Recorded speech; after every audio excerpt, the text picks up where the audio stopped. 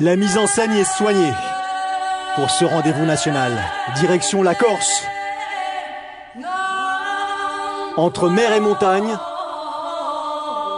les triathlètes avaient rendez-vous ici pour le championnat de France longue distance 2012. Cadre idyllique, affluence exceptionnelle.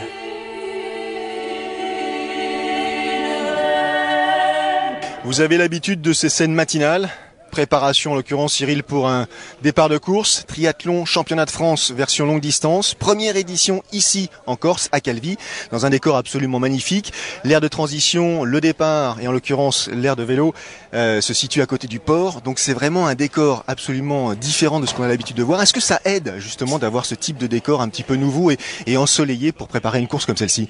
Forcément, ça aide. Les athlètes seront plus enthousiastes sur le parcours. Alors certes, ils ont une préparation un peu plus complexe puisque la logistique du voyage est plus compliquée. Par contre, se retrouver ici en début de saison comme ça, au mois de mai, sur un parcours magnifique avec le soleil, des montagnes autour. Donc c'est vraiment particulier comme course, mais les athlètes seront vraiment enthousiastes au départ de cette course. Alors, vous parlez d'enthousiasme pour les athlètes en l'occurrence pour cette première édition, encore une fois organisée ici à Calvi en Corse. 650 inscrits, les organisateurs ont fait le plein. Donc les amateurs sont venus, curieux, enthousiastes, mais les pros aussi sont venus parce que quelle que soit les générations, on a un champ d'athlètes en l'occurrence assez intéressant, tant du côté masculin que du côté féminin. Ouais, énormément de pros. Il faut dire que la course est vraiment bien placée dans le calendrier puisqu'on est en tout début de saison. C'est un championnat de France, ça a toujours une valeur, un titre. Et puis surtout, il y a une qualif pour les championnats du monde qui auront lieu fin juillet en Espagne. Eh bien, écoutez, ce que je vous propose, c'est de faire connaissance avec les principales têtes de gondole, les principaux favoris. Et on se retrouve juste après. À tout de suite. Et pour ce qui concerne le titre de champion du monde, Cyril, vous êtes bien placé pour en parler. Il y a 10 ans, vous montiez sur la plus haute marche. Joli souvenir. Parmi les favoris, cette fois-ci, de ce championnat de France, 3 hommes. Jérémy Jurkiewicz, un nouveau. Il a bousculé la hiérarchie l'année dernière en remportant l'Ironman du Pays de Galles. Ouais, l'an dernier, il nous avait surpris avec cette belle course au Pays de Galles, avec ce finish éblouissant. Et puis c'est vrai qu'on attend beaucoup de Jérémy. On attend qu'il nous apporte un peu une fraîcheur sur le championnat de France. Et puis pourquoi pas une dynamique justement pour lancer des jeunes sur cette équipe de France longue distance. Parmi les adversaires qu'il aura, Jérémy, ici à Calvi, 2 hommes de Lascar qui se connaissent très bien, membres de la même équipe à Beauvais, Sylvain Sudry, Stéphane Poulain, 2 générations différentes et en l'occurrence 2 situations athlétiques un tout petit peu différentes. Peut-être que ça m'a fait du bien aussi de quelque part de lâcher un petit peu cet hiver. Ça m'a permis peut-être de rebondir, de faire le point sur moi-même. Et peut-être que voilà, demain je peux me surprendre aussi. Il y a de l'expérience, il y a quand même du vécu. J'ai peut-être pas le foncier des autres athlètes demain au départ, au niveau de l'entraînement, mais je pense que j'ai l'envie. Voilà, du guerrier, du garçon qui a envie d'accélérer comme il faut, quoi, pour se faire plaisir. On m'annonce entre guillemets un peu favori cette année. Et maintenant, voilà, je ne vais pas prendre l'étiquette tout de suite de vainqueur. Il reste à faire la course. Faut toujours se méfier des gens qui sont blessés parce que on arrive avec beaucoup de jus, avec beaucoup de repos et c'est pas une blessure qui enlève le niveau du garçon. Pendant la course, généralement, je me suis jamais laissé trop griser par le fait qu'il y en a qui peuvent être plus forts que moi, ou quand j'ai eu à doubler mon entraîneur à 500 mètres de la ligne d'arrivée d'un Ironman, je me suis pas gêné, même si c'était mon entraîneur en course. Tout le monde est pareil, je pense. Il reste prudent. Les 3 compétiteurs, et pour cause, la journée sera longue, ensoleillée et un tout petit peu chaude. Parmi ces dames, les favorites, on va s'attarder sur cette jeune fille. Elle aussi, elle a tendance un petit peu à vampiriser les podiums. Jeanne Collonges, à se méfier de Jeanne, très calme comme ça d'apparence, une vraie guerrière elle aussi. Alexandra Louison, une expérience redoutable. Elle avait remporté l'Ironman en 2007, c'était à Nice, et Delphine Pelletier qui elle aussi a les habitudes de victoire. Ici. C'est toujours une remise en cause tous les ans. Pour le moment, j'ai pas été très satisfaite de mes 2 dernières saisons, même si j'ai gagné le championnat de France. L'année dernière, j'ai pas rempli le critère des sélections pour les championnats du monde, donc j'ai à cœur de terminer sur 2 belles saisons. C'est sûr que le jour de la course, je suis une combative, donc j'aime beaucoup la course et la compétition. Et après, en dehors de ça, j'aime être agréable avec les gens. Je pense que c'est important. Mais après, le jour d'une course, quand j'ai un dossard, c'est une autre personne. 6 jours auparavant, Isabelle Ferrer, sous vos yeux, remportait le titre de championne de France longue distance de duathlon. Elle affectionne les parcours difficiles. C'est un parcours qui est dur, donc ça peut ressembler à Embrun un petit peu au niveau des qualités. Maintenant c'est plus court, donc j'espère que je vais avoir la vitesse suffisante parce que c'est vrai que je suis très très résistante. Vous venez de faire connaissance avec, j'imagine, certains des protagonistes qui vont animer cette édition des championnats de France longue distance 2012. Cyril, pour parler du parcours, donc les distances 3 km de natation, 80 km à vélo, 20 km à pied, donc un format dit olympique 2. Natation assez aisée, parcours vélo difficile avec 3 belles bosses et parcours pédestre avec là aussi à la sortie du port une belle ascension qu'ils devront franchir 2 fois. Donc ça veut dire un engagement qui va forcément susciter quelques incertitudes. Ouais, quelques incertitudes, je pense, pour les athlètes. Il va falloir bien gérer sa course parce que le parcours vélo est quand même très accidenté, très vallonné, avec vraiment 3 belles bosses. Et puis un parcours à pied qui va pas forcément être évident, surtout dans ces premiers kilomètres. On l'a vu à la sortie du parc à vélo, il y a une bosse avec des forts pourcentages à faire 2 fois. Donc je pense que les athlètes ils vont devoir réfléchir à différentes stratégies et à différents comportements qui devront peut-être être amenés à mettre en œuvre pendant la course. Écoutez, ce que je vous propose, c'est de les rejoindre, ces athlètes amateurs comme professionnels. Le départ, c'est tout de suite. Le rendez-vous est donné sur la plage face à la citadelle. Devant nous, la baie de Calvi, la superbe baie de Calvi. Et parmi les compétiteurs présents, là aussi, fait figure de favori Hervé Faure. Ne pas oublier également Karl Schaut, ne pas oublier Bertrand Billard. Ce sont les championnats de France, Cyril, c'est important dans la carrière d'un athlète. Ouais, c'est important parce qu'un titre, c'est toujours valorisant. C'est important sur le carnet d'adresse. Et puis, on l'a dit, c'est aussi une sélection pour les championnats du monde. Et les championnats du monde qui sont bien placés cette année, fin juillet en Espagne. Donc, des athlètes qui aspirent tous justement à, pourquoi pas, aller chercher un podium sur ces championnats du monde. Je pense notamment à Sylvain Sudry qui a déjà gagné le titre, mais aussi à Hervé Faure qui a besoin justement de courses comme ça pour se rassurer et puis pour continuer dans sa carrière. 650 inscrits et les amateurs avec les bonnets bleus, les bonnets verts et autres couleurs qui laissent passer les professionnels, ces dames avec les bonnets roses, ces messieurs avec les bonnets jaunes, ce sont les compétiteurs dits élites qui vont être eux 1m50 devant entre guillemets la masse, mais c'est amical de façon à prendre un départ clair.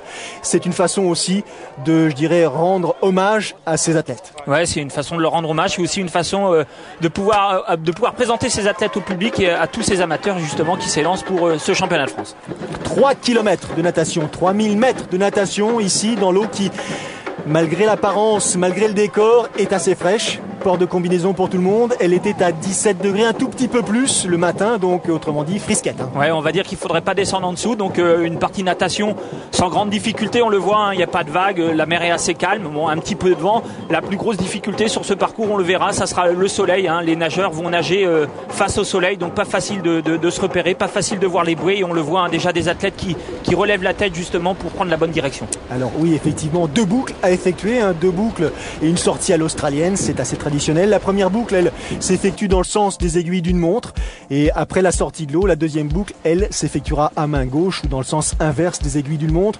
Il faudra pour les favoris, parce qu'il y en a fatalement qui vont se détacher, essayer de conserver cet avantage parce que eux vont ouvrir la voie, les autres vont se contenter de suivre en quelque sorte. Ouais, en quelque sorte, ça va être ça. Donc il va y avoir 1 ou 2 nageurs qui vont prendre l'allure, qui vont faire l'allure pour justement essayer de créer des écarts avec les groupes suivants. Et pour ceux qui sont un peu en retrait, justement essayer de rester au contact pour justement pas perdre le groupe de vue et avoir une meilleure visibilité. Et rapidement, 4 individus, 4 hommes en l'occurrence, se détachent du lot. 4 athlètes qu'on a l'habitude de croiser aux avant-postes, qui sont souvent parmi les plus rapides en natation. Sylvain Sudry, Stéphane Poula, Karl Schaut, on n'a pas parlé de Karl Schaut, l'un des membres de la fratrie Schaut, et puis Jérémy Jurkiewicz, qui lui a trouvé là une bonne compagnie pour essayer de d'ores et déjà prendre l'avantage, l'ascendant sur les autres concurrents. Ouais, c'est intéressant pour Jérémy justement de pouvoir accrocher comme ça le bon wagon. On n'était pas sûr justement de ses qualités en natation pour pouvoir accrocher un Stéphane Poula ou un Karl Schaut, c'est pas forcément évident. Et puis on le voit là dans le groupe assez à l'aise, il s'est mis en 4e position, il est dans les pieds, donc voilà, c'est pas lui qui assure le train, mais voilà, il fait l'effort justement pour rester avec ce groupe, et on le voit à l'intérieur, hein, il prend l'intérieur à la bouée pour éviter de faire une plus grande distance. Bonnet rose, donc une jeune femme, la première de ses compétitrices. Dans le deuxième groupe, en l'occurrence masculin, c'est tout simplement Camille Donat de Saint-Raphaël qui elle aussi a l'habitude de s'afficher aux avant-postes. Elle a quelques compères à Saint-Raphaël qui lui donnent le rythme, le ton, et elle respecte un tout petit peu ses habitudes. Ouais, Saint-Raphaël, elle s'entraîne avec la fratrie Chaud, donc justement elle a des bonnes références, donc bien placée justement dans ce deuxième groupe, emmené par Bertrand Billard, qui on aurait pu penser se retrouver dans le premier groupe, et ben non, justement il est dans ce second groupe avec également Hervé Faure. La voici, la fameuse sortie dite à l'australienne. Les 4 lascars de tête, Poula, Sudry, Jurkiewicz, Chaud, et là regardez, hein, les gestes ne trompent pas, on cherche la bouée. Hein. Ouais, on cherche la bouée, alors ouais, ne pas se tromper de bouée, hein, puisqu'il y a 2 boucles avec 2 parcours différents, donc ne pas revenir sur la bouée de la première boucle. Donc bien essayer de visualiser justement le second parcours, et puis aussi pourquoi pas voir les écarts avec le groupe des poursuivants. Et voici les poursuivants, Bertrand Billard en tête, suivi par Camille Donat. Alors c'est plus facile pour ce qui les concerne, hein, ils n'ont pas de temps à perdre, donc fatalement ils prennent tout de suite la trace des 4 premiers. C'est ça l'avantage aussi de ceux qui sont situés en retrait, c'est qu'une partie du travail est déjà effectuée. Ouais, une partie du travail est effectuée, puis on le voit, hein, il y a les kayaks et tout qui amènent le premier groupe, donc forcément pour les poursuivants c'est plus facile de voir, mais bon, je pense que beaucoup d'entre eux aimeraient être avec ces 4 lascars.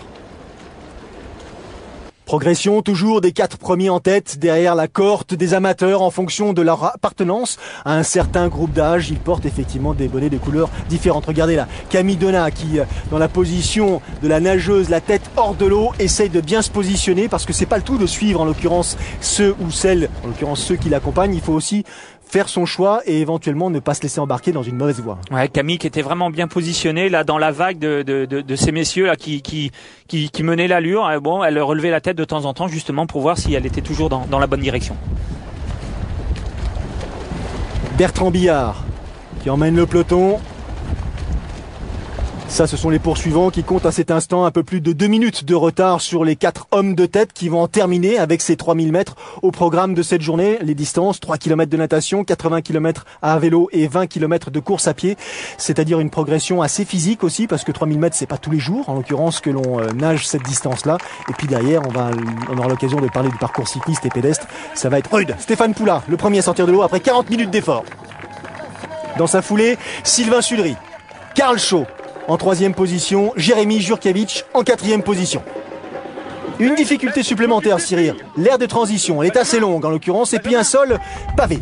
Ouais, un sol, on le voit pas sur les images parce que c'est recouvert de moquettes, mais c'est vrai que c'est des pavés au sol, donc pas forcément évident. Et en effet, un parc à vélo très très long. Hein. Il faut aller au bout du parc justement pour revenir sur son vélo de façon à ce que tous les athlètes aient la même distance à faire. Donc une transition qui sera quand même assez rapide, hein, et plus de 2 minutes d'avance sur le groupe des poursuivants. Donc vraiment très intéressant pour ces 4 garçons qui déjà ont fait un écart qui pourrait être assez important à l'arrivée. Sylvain Sudry, le premier à sortir de l'aire de transition. Entre le moment où il a pénétré donc dans cette aire et le moment où il en est sorti, il ne s'est écoulé qu'1 minute et 54 secondes, c'est-à-dire une transition éclair. Ouais, transition éclair, hein, quand on voit la distance qu'il y avait à faire en course à pied pour rejoindre son vélo. Donc ouais, ils n'ont pas perdu de temps à cette transition. Alors, Sylvain Sudry, qui a été effectivement champion de France déjà. Pour ce qui concerne Sylvain, c'était en 2009 et en 2011. Champion du monde en 2010. Cet hiver a été difficile. Il a été blessé. Il n'a pas couru pendant de longues semaines. Il a fallu se soigner. Il ne sait pas très bien où il en est. On aura l'occasion d'y revenir. Pour l'instant, on s'attarde sur le deuxième groupe qui sort de l'eau. On a vu Bertrand Billard. On voit Hervé Faure, là, sous vos yeux, avec les lunettes sur le front. Camille Donat, la première de ces dames. Il compte 2 minutes 35 de retard sur les 4 premiers. Ouais, 2 minutes 35, donc un écart qui a progressé comme ça au fil du temps. On était passé à un peu moins de 2 minutes à la fin de la première boucle, et puis voilà, 2,35. Donc maintenant pour ces athlètes, notamment Hervé Faure et Bertrand Billard, s'ils veulent aller chercher une place sur le podium, il va pas falloir perdre de temps. Regardez, hein, je dis 2,35, c'est 2,25, mais bon, on est proche à vrai dire de l'écart dont on parlait il y a quelques secondes. Ça, ce sont les premiers kilomètres du parcours cycliste. Ne vous fiez pas à ce profil, les premiers kilomètres sont plats. C'est une mise en jambe. La difficulté, elle va pas tarder, mais pour l'instant, on est dans la partie un tout petit peu facile. C'est l'occasion de se sécher quelque peu, en l'occurrence. On se jauge, on se met en jambe. Et déjà, Sylvain Sudry lui donne une tendance. Il s'est placé aux avant-postes, devant Stéphane, devant Jérémy, devant Karl. Ouais, malgré sa blessure, Sylvain, voilà, avec son palmarès, avec son expérience, c'est lui qui doit mener la course. Hein, personne prend les choses en main. Jérémy aurait pu le faire, mais bon, voilà, c'est un championnat de France. Sylvain, c'est le grand favori, donc c'est à lui de mener la course. Et on les voit là dans cette première partie qui est vraiment plate. Hein, donc, voilà, faire un peu le point sur leur état physique, et puis ils attendent tranquillement les premières difficultés pour pourquoi pas essayer de jauger les capacités de leur adversaire.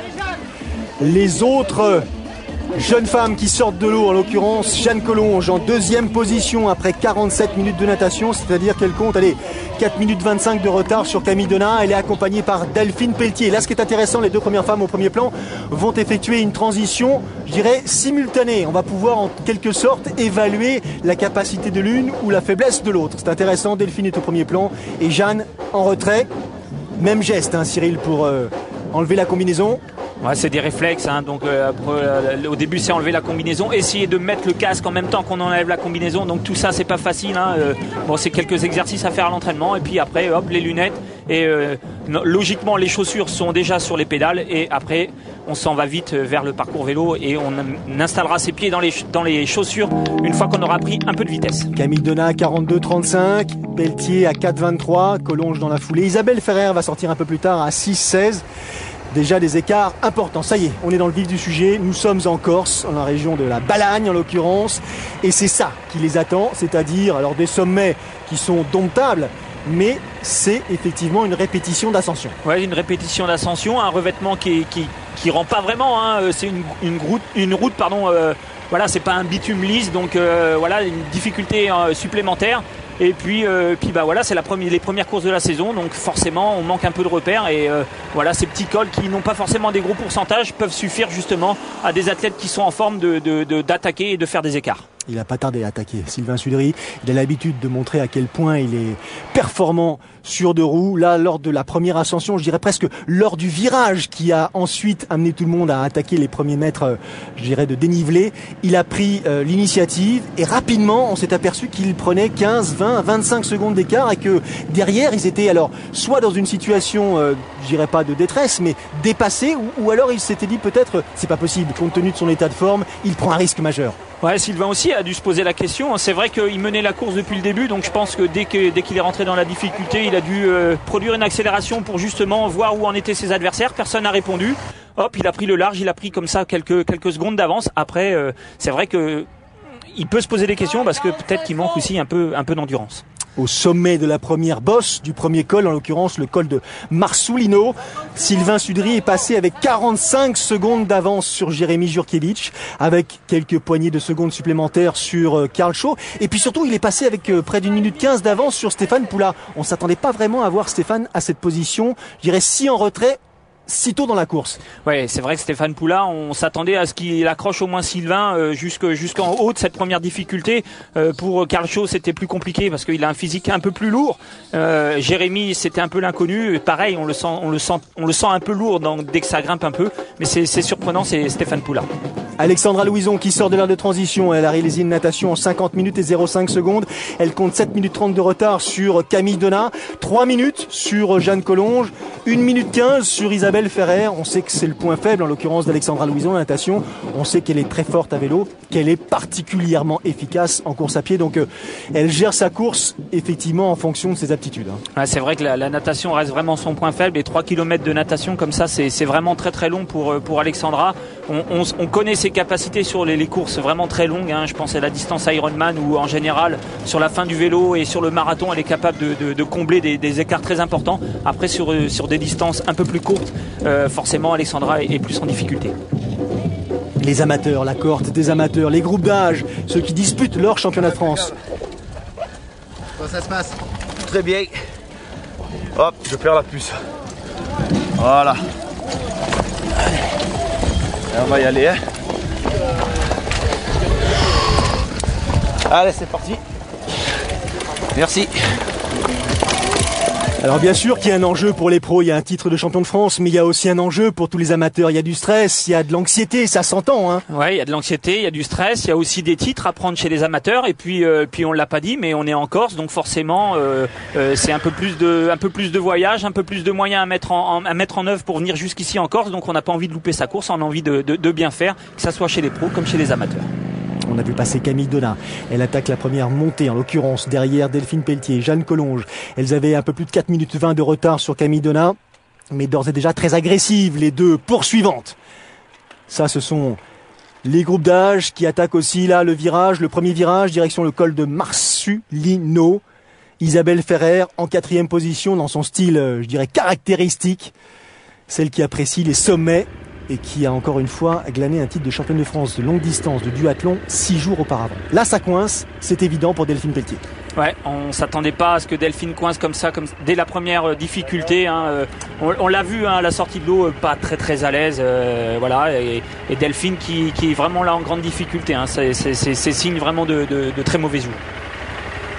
Elle s'est pourtant préparée, Delphine, coachée par Yves Cordier, comme Jeanne Collonges d'ailleurs. Elle en faisait un objectif majeur. L'année dernière, elle avait remporté le titre de championne de France. Elle n'avait pas pu participer au championnat du monde car elle n'avait pas rempli les critères, le fameux 13% d'écart entre le premier homme et la première femme. Donc cette année, elle avait vraiment envie de participer au championnat du monde. Et devant, là aussi, ça change parce que Jeanne Collonges, elle est agressive. Elle revient sur Camille Donat qui est sortie de l'eau la première. Camille Donat qui va voir revenir Jeanne Collonges dans sa roue arrière au sommet de la première difficulté, c'est-à-dire après 15 km seulement. C'est incroyable. Ouais, c'est incroyable. Hein. À l'inverse de Delphine qui coince, qui a vraiment du mal, Jeanne Collonges, elle est vraiment en grande forme. Elle est vraiment dans un très bon jour et elle a mis très peu de temps à combler l'écart sur Camille Donat. Et la voici, Jeanne Collonges, récente vainqueur l'an passé du Half Ironman d'Aix-en-Provence. Elle qui a gagné le récent Guadeloupe Tri, première édition. Collonges, jeune triathlète, mais qui vraiment a beaucoup d'espoir sur les épaules. On va la suivre, on aura l'occasion de la voir à plusieurs reprises. Une petite pause et on revient tout de suite en Corse pour la suite de l'histoire.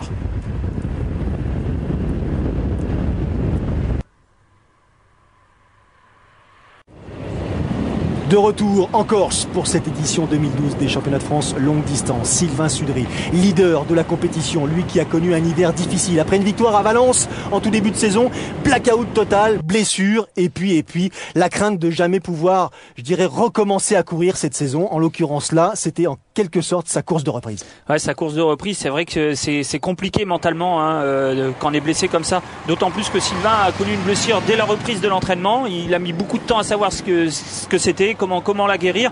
Et voilà, donc depuis quelques semaines, il peut enfin reprendre l'entraînement. Et je pense qu'aujourd'hui, il est là avant tout pour se tester. Hein. Je pense qu'il craint pas grand-chose sur la sélection. Hein. Sylvain, il a le palmarès pour aller au championnat du monde. Je pense que la fédération, si jamais il loupait sa course, lui ferait confiance. Mais il a envie de réussir, il a envie de montrer qu'il est encore là et qu'il est bien revenu.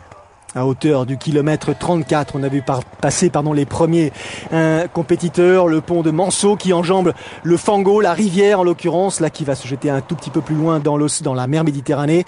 L'écart entre Sudry, Poula et Jurkiewicz est de 2 minutes, entre Sudry, Chaud, Fort et Fernandez est de 3 minutes 30 et Bertrand Billard à 4 minutes 30 de retard. Billard très ambitieux qui veut lui aussi bousculer les habitudes.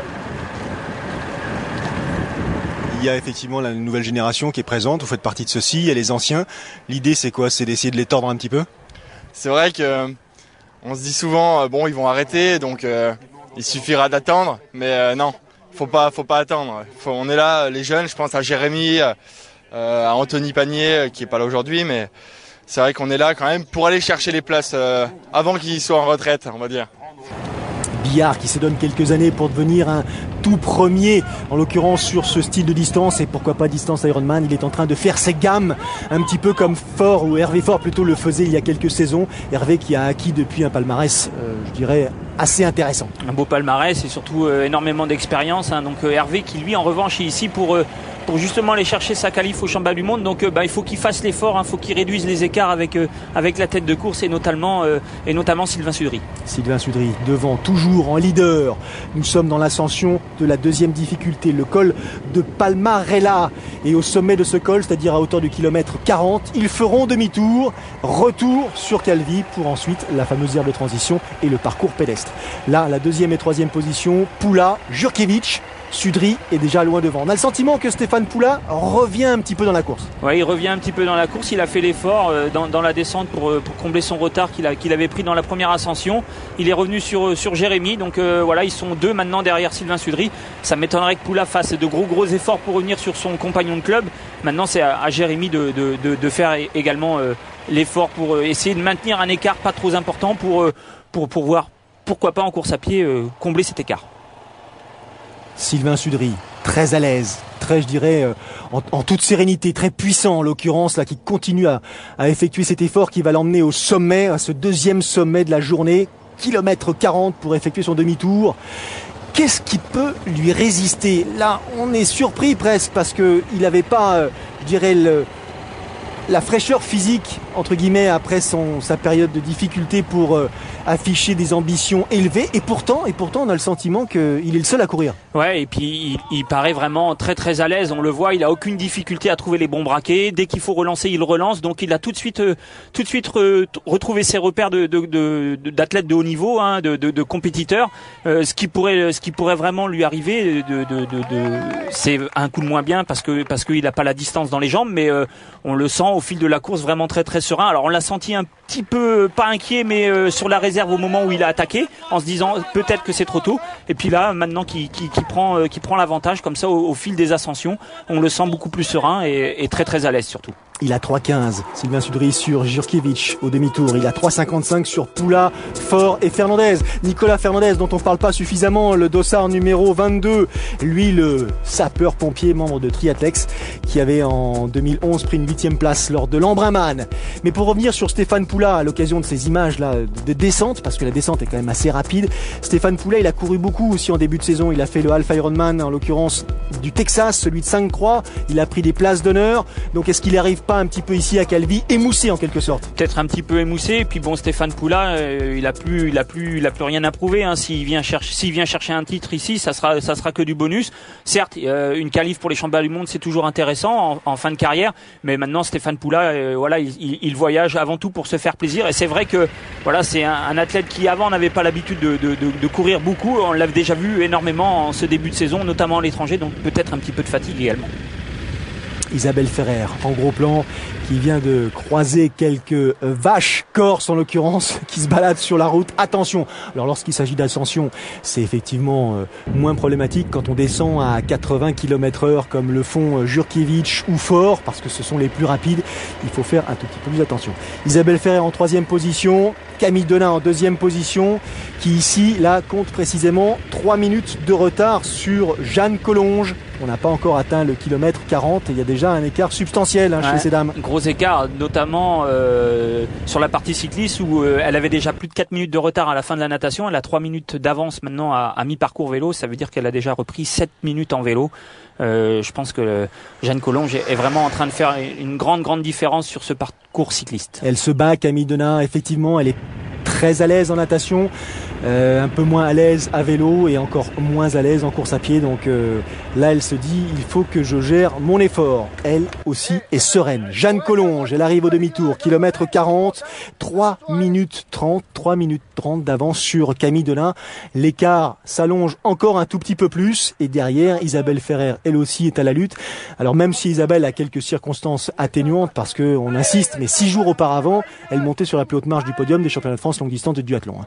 Ouais, et puis Isabelle qui a également beaucoup couru. Donc Koh Samui, elle a pris une 5e place à Koh Samui. 5e place à Koh Samui en Thaïlande, donc c'est beaucoup de voyages, beaucoup de fatigue. Donc Isabelle qui, et puis voilà, en natation, c'est pas son point fort, donc elle a dû laisser beaucoup d'énergie sur ces 3 km et en plus Jeanne Collonges est vraiment dans un grand jour. Donc difficile pour Isabelle d'essayer de revenir sur Jeanne.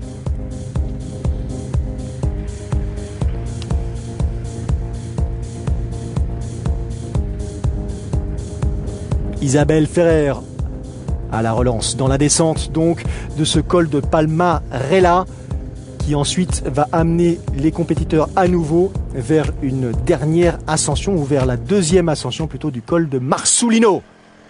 Nous y sommes. La tête de course masculine. Sylvain Sudry, le champion du monde longue distance 2010. Qui la creuse vraiment un écart incroyable à ce stade de la compétition. On est déjà à près de 5 minutes d'avance. Ouais. Mais sur cette fin de parcours vélo avec la dernière ascension de ce col, on va voir justement si Sylvain est vraiment bien, s'il a la fraîcheur, c'est important pour lui ces derniers kilomètres parce que c'est là-dessus où il peut flancher, où il peut craquer. Hein. Sur le parcours course à pied, on y reviendra après. Et c'est complètement différent. C'est une autre étape, la course à pied.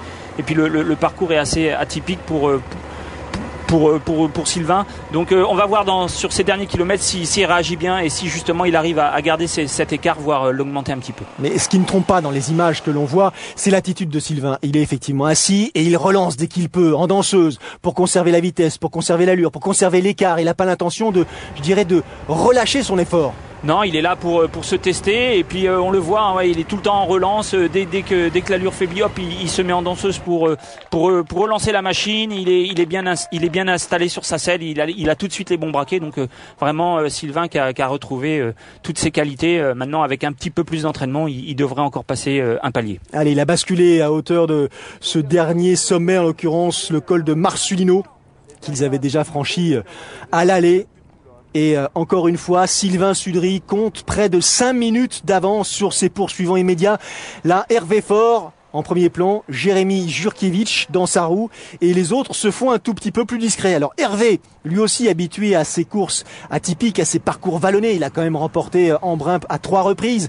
Donc c'est quelqu'un qui aime ce style d'effort. Il est en train de prouver qu'il est, même s'il a été discret il y a quelques mois précédemment, il est en train de retrouver une certaine forme d'agressivité. Ouais, Hervé qui malgré tout l'an dernier a fait une belle saison en gagnant Embrun, vraiment, mais qui a besoin de énormément courir, Hervé. Donc là, le championnat de France, pour lui, à la rigueur, il est un petit peu trop tôt. Il a besoin de beaucoup de courses, mais c'est important pour lui comme ça qu'il puisse revenir sur Jérémy. Hein, ça lui permet justement de faire un gros travail mental, parce que revenir sur Jérémy Jurkiewicz, c'était pas évident. Et puis on le voit bien, Hervé, il a besoin de beaucoup de distance. Les premiers kilomètres, il avait du mal à combler l'écart, même voire il perdait du temps. Et puis là, en quelques kilomètres, une fois qu'on a eu passé les 50 kilomètres, hop, il est revenu assez facilement sur le deuxième qui était Jérémy. Et il affectionne ce style de tracé, Hervé Faure, et il nous l'a exprimé justement. Je m'attendais à un parcours dans ce genre. Hein. Je connais un petit peu la Corse et je savais que le parcours allait être difficile. Mais c'est vrai que quand j'ai reconnu le parcours hier, j'étais quand même assez content de ce parcours-là. Après, c'est vrai que c'est un parcours qui me convient. J'ai plus des qualités de grimpeur que de rouleur. Mais je pense que je suis pas le seul dans ce cas-là. La concurrence est rude, mais je vais essayer d'exploiter au maximum mes qualités sur ce genre de parcours. Il était déjà très concentré la veille de la course, là, lorsque nous l'avons interviewé dans l'aire de transition. Il savait que ce rendez-vous était véritablement crucial pour la suite de sa saison. La tête de course chez ces dames, Jeanne Collonges en relance. Seule devant, elle aussi, elle a fait le ménage. Camille Donat est reléguée derrière à près de 4 minutes. Et puis Isabelle Ferrer encore plus loin. Delphine Pelletier a abandonné. Dernière difficulté du jour, et après c'est la bascule direction Calvi et la descente qui va progressivement les amener vers la mer et l'aire de transition.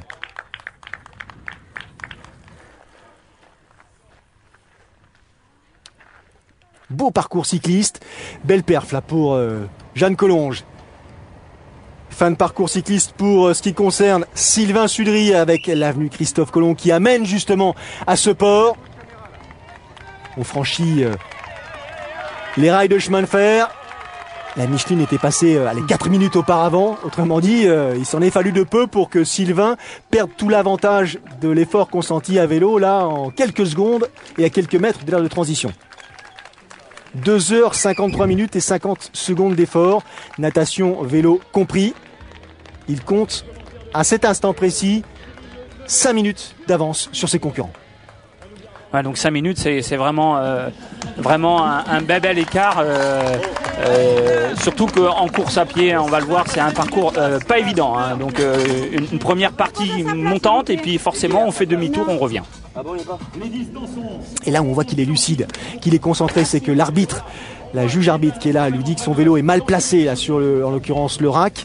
Il a grogné un tout petit peu, c'est normal parce qu'il est dans sa course, mais surtout il n'oublie pas de déplacer son vélo pour respecter les règles. Il ne veut pas prendre de pénalité, c'est pas la peine. Ouais, ça serait idiot de prendre un carton, de prendre une pénalité alors qu'il a 5 minutes d'avance. Donc on l'a vu, hein, il a pris le temps de bien changer, même s'il a été assez rapide. Donc le parcours course à pied, un aller-retour, 5 km dans un sens, 5 km dans l'autre, donc un parcours montant dans l'allée, donc descendant au retour. Donc on va dire que voilà, il faut qu'il fasse l'effort sur la première partie pour ensuite voir l'écart, s'il a conservé, s'il a perdu un peu de temps. Je pense qu'une fois qu'il aura basculé au 15e kilomètre avec un peu d'avance sur ses poursuivants, il aura course gagnée.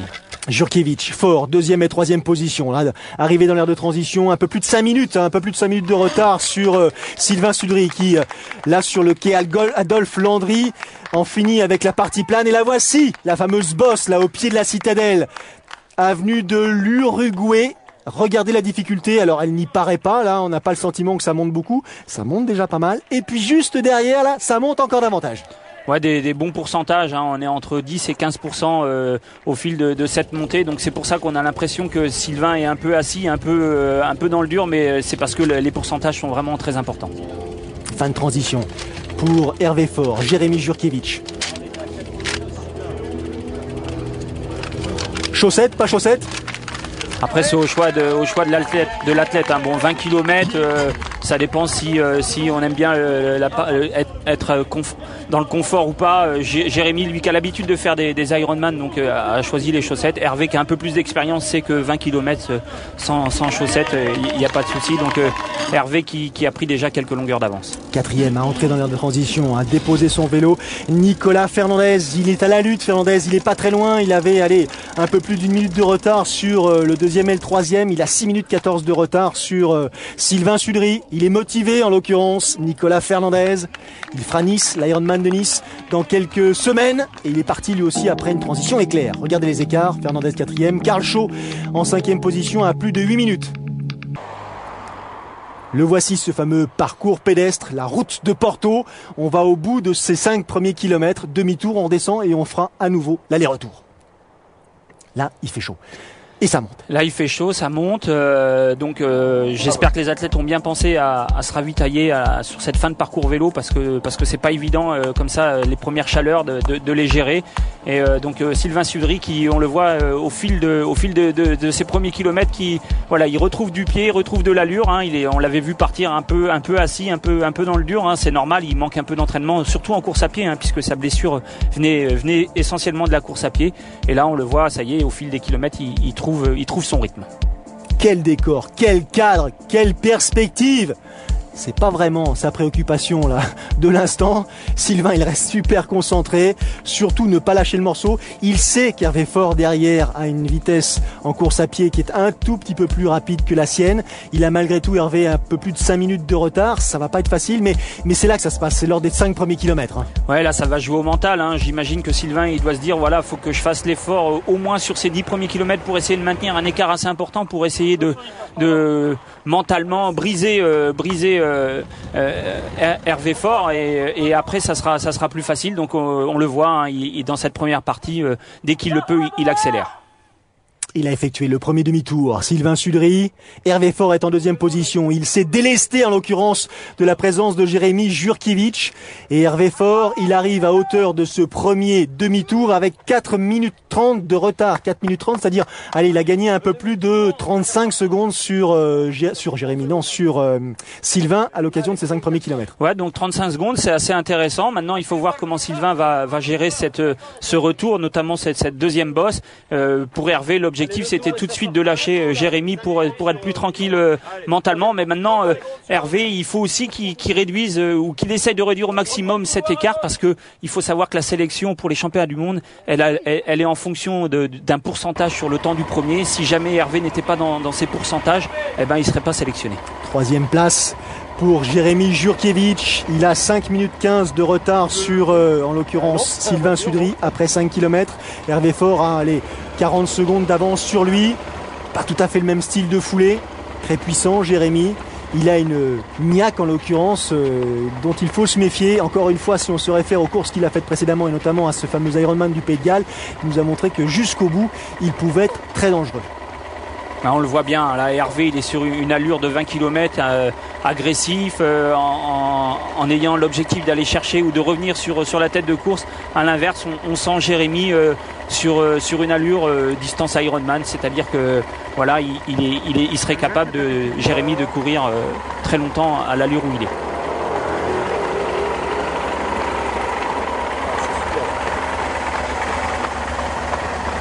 Foulée allongée, ample, visage concentré.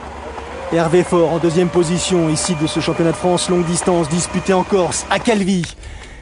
Gilles Reboul dans l'aire de transition. Gilles Reboul qui lui aussi a un palmarès chez les pros intéressant et depuis 3 saisons il a arrêté sa carrière en tant que professionnel. Il est désormais amateur, mais amateur éclairé parce que déjà donc depuis 2 ans qu'il s'inscrit au championnat de France longue distance de triathlon. Il a glané les 2 titres de champion de France catégorie master. Jeanne Collonges, première de ces dames, qui en termine après 3 heures et 19 minutes d'effort. Très beau parcours de Jeanne. On va voir maintenant comment elle part à pied. Donc hop, elle a opté aussi pour le confort. Elle a privilégié.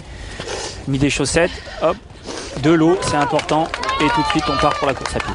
Deuxième dans l'aire de transition, Camille Donat qui résiste, qui lutte. 7 minutes et 58 secondes de retard. 7 minutes 58 secondes. Elle avait 4 minutes 25 d'avance à la sortie de l'eau. L'objectif maintenant pour Camille, c'est d'accrocher ce podium et je pense que revenir sur Jeanne, c'est quasiment mission impossible. D'ailleurs, je ne sais pas si c'est chez filles qui serait capable de revenir sur Jeanne, à moins qu'elle ait une grosse défaillante. Mais c'est bien pour Camille de pouvoir comme ça essayer d'accrocher le podium sur ces championnats de France. 3e position pour l'instant, Isabelle Ferrer, d'ici les Moulineaux. 10 minutes 35 secondes de retard sur Jeanne Collonges. Elle s'accroche, elle lutte, elle lutte. Elle va pas lâcher l'affaire comme ça, Isabelle Ferrer, c'est pas dans ses habitudes. Transition rapide aussi. Virginie Popiol en 4e position. Alexandra Louison à 13 minutes 28. Alors c'est vrai qu'elle est loin de Collonges, mais elle est pas si loin des 2e, 3e et 4e. Attention, la bosse. Avenue de l'Uruguay pour Gilles Reboul. Il y a droit aussi à 2 reprises, comme tout le monde. La fin de la première boucle pour Sylvain Sudry qui revient sur le port. Les encouragements du public. Regardez là, on voit que ça descend parce qu'il est sur les talons quand même.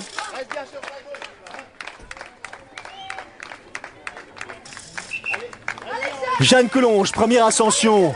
Ici, avenue de l'Uruguay, elle attaque son premier tour. On raccourcit la foulée, on s'assoit un petit peu pour justement essayer de passer cette difficulté entre guillemets le plus facilement possible parce que forcément c'est pas évident. Camille Donat. Près de 8 minutes de retard sur Jeanne. Là, on reste les yeux bien fixés sur le sol, à 1 mètre devant les pieds. On reste concentré, on dit tu lâches pas. Surtout là, quand ça tourne sur la droite, là, ça monte encore un tout petit peu plus. Fin de premier tour pour Hervé Faure, qui lui aussi descend sur les talons. Et dans le même temps, il croise Sylvain Sudry sur sa gauche. Donc il n'est pas si loin que ça, mais mine de rien il y a quand même un aller-retour à effectuer sur le port. Il y a un aller-retour et puis c'est la grosse difficulté du parcours. Donc Sylvain elle arrive en haut de ses difficultés. Il faudra qu'il aille au bout, faire le demi-tour sur un parcours faux plat montant. Mais une fois qu'il aura fait ce demi-tour là-bas au bout, s'il a toujours 2-3 minutes d'avance, ça sera quasiment gagné parce que le retour est à mon avis et à mon sens beaucoup plus facile en faux plat descendant. Et donc forcément Sylvain avec la puissance, avec l'élan et le mental qu'il a, il aura quasiment course gagnée s'il arrive au demi-tour avec plus de 2 minutes d'avance. Oui, pour corroborer vos dires, bien sûr. L'écart elle-même à l'issue des 5 premiers kilomètres et au terme des 10 premiers kilomètres, il n'a rien repris Hervé Faure et d'ailleurs non plus, pas pour ce qui concerne, enfin, pas plus, je veux dire, Jérémy Jurkiewicz en 3e position. Les écarts sont stables et il a en quelque sorte course gagnée. Sylvain Sudry à moins, bien sûr, et on ne lui souhaite pas qu'un pépin survienne lors des derniers kilomètres, mais il est rassuré, il est solide, il est sorti d'affaire en quelque sorte. L'hiver est passé. Ouais, l'hiver est passé, la mauvaise blessure est oubliée et c'est vrai que sur cette course-là, quand même un 3 km, 80, 20, il s'est drôlement rassuré et c'est de bon augure pour toute la saison, puisque même s'il a raté un peu le début de saison au niveau des courses internationales, on l'avait vu l'an dernier à Abu Dhabi faire une très belle course, et ben il a encore toute la saison pour montrer le bout de son nez. Camille Donat en tête de la course, après le demi-tour, après les 5 premiers kilomètres, elle a 9 minutes d'avance, non Camille Donat, Jeanne Collonges a 9 minutes d'avance sur Camille Donat. Isabelle Ferrer est à plus de 12 minutes, mais attention, attention, Alexandra Louison est en train de revenir. Camille en gros plan, on a le sentiment qu'elle a retrouvé une foulée en l'occurrence, où elle donne plutôt la sensation d'avoir retrouvé une foulée. En tout cas, une chose est sûre, elle veut rester sur le podium. Oui, ça se voit, elle veut rester sur le podium, elle a envie d'être sur ce podium des championnats de France. Jeanne Collonges, on peut assurer que la victoire est là déjà, hein, quand on la voit aussi à l'aise sur ce parcours course à pied, bon, même s'il reste encore une boucle. Par contre, pour la deuxième et troisième place, la bagarre est rude. Et elle est d'autant plus rude que derrière en quatrième position, Alexandra Louison est en train de faire un véritable show. Elle a retrouvé là cette saison une certaine forme d'enthousiasme, d'allant. Elle dépose littéralement Isabelle Ferrer là dans le premier retour en l'occurrence. Ce parcours lui convient, elle nous l'avait dit d'ailleurs. Le parcours à pied, il y a une petite bosse raide là en sortant du port qui va faire mal. En plus, on va la prendre 2 fois à chaque tour. Et puis les 5 premiers kilomètres sont en montée, quoi. Hein, donc montée, descente, ça va être casse-pattes, hein, je pense quand même. Donc je vais tout faire en course à pied pour revenir sur le devant de la course. Si j'ai pas pu prendre le devant avant, hein, mais bon, sait-on jamais. Optimiste, comme à son habitude, avec le sourire, Alexandra Louison. Fin de parcours pour Sylvain Sudry, la dernière descente qui l'amène tout doucement vers la ligne d'arrivée. Derrière, sur le vélo en bleu, c'est Pierre Rouzot, entraîneur national, qui doit se satisfaire de cette performance. Ouais, c'est rassurant pour Sylvain, rassurant pour les entraîneurs nationaux de voir un athlète comme ça qui retrouve justement son niveau de performance, son très haut niveau, et c'est vraiment de très bon augure justement 2 mois avant les championnats du monde, et on espère tous qu'il nous ramène le titre mondial. Et oui, parce que du coup avec cette victoire, Sylvain Sudry, il a obtenu son ticket pour aller disputer en Espagne fin juillet les championnats du monde. Le temps de Sylvain, 4h09 et 17 secondes. Les secondes ont peu d'importance. Il a retrouvé le sourire, il est heureux, il pense à son fils. Effectivement, Sylvain qui félicite sa maman, qui embrasse son père, et surtout qui se dit que ça y est, c'en est terminé des galères. Jeanne Collonges, kilomètre 15, toujours en tête et qui repart avec autant d'efficacité. Là, on voit que le parcours a été compliqué. À vélo comme à pied, la chaleur, elle fait son job en l'occurrence là. Jeanne qui a de quoi se ravitailler dans la main, c'est important. Hein. Ouais, c'est important, et Jeanne qui est toujours aussi agressive. Alors, non pas parce qu'elle a peur qu'Alexandre revienne sur elle, parce qu'elle a de l'avance, mais parce qu'elle doit respecter un certain pourcentage sur Sylvain pour se sélectionner sur les championnats du monde. Donc voilà pourquoi Jeanne donne tout ce qu'elle a. Alexandra qui vient de dépasser Camille Donat. Désormais, Alexandra Louison est deuxième, Camille Donat troisième, et elle est contente, Alexandra Louison. Yes. Yes, you are.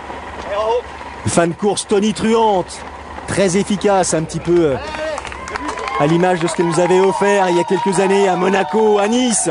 Fin de parcours à la hache pour Hervé Faure, qui se dirige vers une place de deuxième ici à Calvi, vice-champion de France 2012, et lui aussi sera sélectionné pour disputer les championnats du monde au mois de juillet. Ouais, il avait dépassé un petit peu les pourcentages requis pour se sélectionner, mais il ne pouvait pas emmener Sylvain tout seul, donc Hervé sera du voyage aussi en Espagne. 3e place pour Jérémy Jurkiewicz.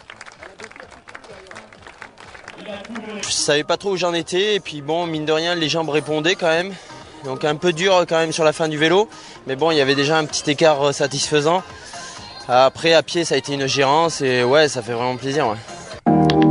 Le classement de ces messieurs, donc Sudry, Faure, Jurkiewicz, Fernandez 4e, Karl Schaut qui a résisté et obtient une belle 5e place. La victoire pour Jeanne Collonges, premier titre de championne de France longue distance. Avec Delphine, je pensais quand je l'ai doublé dans le premier col qu'on allait être au coude à coude, et au final je me suis retrouvée un peu esselée, et là je suis restée concentrée et je voulais pas me retourner, j'avais peur qu'il se passe quelque chose ou quoi, donc j'étais vraiment concentrée sur mon effort, et comme je me sentais bien, je me suis dit vas-y quoi, profite, savoure.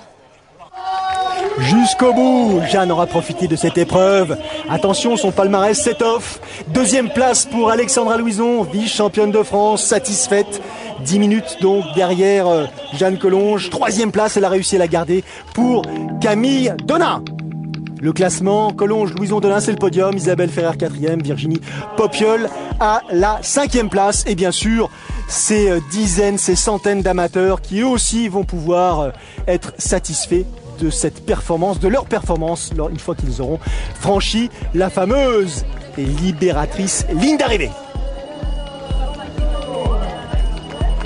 Les premiers coureurs sont arrivés, vous l'avez vu, depuis il y a eu massage, il y a eu bien sûr passage sous la tente, on a bu, on s'est restauré, Cyril, parce que on s'en doutait, mais vraiment on en a eu la confirmation, ça a été un parcours physique, très physique, il faisait chaud, il y avait du vent, et puis surtout, ça montait, ça descendait à vélo comme en course à pied. Ouais, un parcours très compliqué, on l'avait dit, hein, surtout en vélo avec un parcours très vallonné, donc physiquement dur. Et puis on a vu des athlètes qui sont venus ici, qui ont confirmé leur performance, d'autres qui étaient là pour se rassurer. Et puis tellement dur physiquement qu'on a vu quelques athlètes craquer mentalement.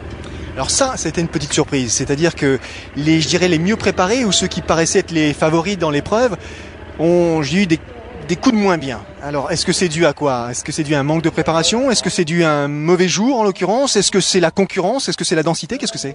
Ouais, il y a sûrement la densité. Alors des fois, il peut y avoir le jour sans. Hein. Je pense à Delphine Pelletier qui malheureusement n'avait pas les jambes aujourd'hui, alors qu'elle se sentait vraiment bien à l'entraînement. Et puis, il y en a qui étaient prêts physiquement, mais peut-être qui n'avaient pas mesuré la difficulté du parcours et qui mentalement ont craqué. Et puis il y avait la densité. Hein. On a vu un gros groupe sortir devant. Ils étaient 4. Derrière un groupe qui a mené la chasse. Donc forcément, ça change un peu la donne. Et puis, des athlètes qui ne devaient pas être préparés à ce type de course. Course difficile, championnat de France longue distance version 2012. Les championnats de France longue distance version 2013 se tiendront également à Calvi. Donc si vous voulez y participer, sachez d'ores et déjà qu'il faut s'y préparer.